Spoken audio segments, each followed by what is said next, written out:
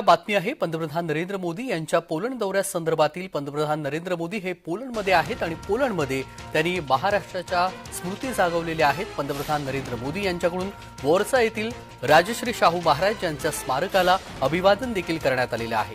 पंतप्रधान नरेंद्र मोदी यांच्या स्वागतासाठी भारतीय एकवटलेले आहेत। पोलंडमध्ये महाराष्ट्राच्या स्मृती जागवण्यात आल्या। पंतप्रधान नरेंद्र मोदी यांनी वॉर्सा येथील राजश्री छत्रपती शाहू महाराज यांच्या संस्थांचा गौरव करणाऱ्या स्मारकाला अभिवादन केलेलं आहे। पंतप्रधान नरेंद्र मोदी यांनी पोलंड येथील राजश्री छत्रपती शाहू महाराज यांच्या करवीर संस्थांचा मानवतावादी दृष्टिकोन गौरवण्यात करणाऱ्या स्मारकाला अभिवादन केलेलं आहे।